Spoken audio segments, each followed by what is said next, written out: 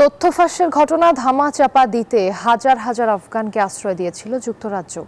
বিশেষ ওই পুনর্বাসন প্রকল্পের কথা এতদিন গোপন রাখা হয়েছিল আদালতের নির্দেশে। এখন সেই নিষেধাজ্ঞা তুলে নেওয়া হয়েছে। বলা হচ্ছে পররাষ্ট্র দফতরের একজন কর্মকর্তার ভুলে প্রায় 19,000 আফগানের তথ্য ফাঁস হয়ে যায়। সময়টা 2021। আফগানিস্তানে তালেবান ক্ষমতা দখলের পর দেশ ছাড়তে মরিয়া সাধারণ মানুষ। কাবুল বিমানবন্দরে এক হৃদয় বিদারক দৃশ্য দেখেছিল পুরো বিশ্ব। উড়ন্ত বিমানের চাকা ধরেও দেশ ছাড়ার সে চেষ্টা আজও ভোলার নয়।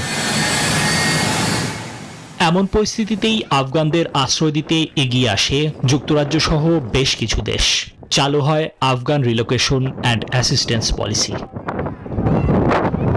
কিন্তু 2022 সালের ফেব্রুয়ারিতে ঘটে এক মারাত্মক ভুল। ব্রিটিশ প্রতিরক্ষা মন্ত্রণালয়ের এক কর্মকর্তার ভুলে ফাঁস হয়ে যায় প্রায় 19,000 আবেদনকারীর নাম, ঠিকানা ও পারিবারিক তথ্য সহ স্পর্শকাতর সব ডেটা। বিষয়টি সরকার জানতে পারে আরও 1.5 বছর পর, 2023 সালের আগস্টে। বান্ডেল থাকলে প্রতি সেনমানিতে টাকা বাঁচবে। বিকাশ সেনমানি বান্ডেল কিনে জিতুন প্রতি লেনদেনে।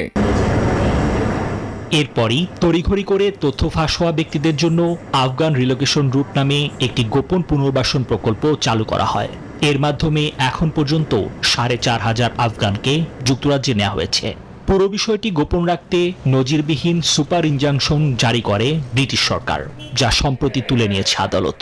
এই বিষয়ে ক্ষমা চেয়েছেন ব্রিটিশ প্রতিরক্ষা মন্ত্রী।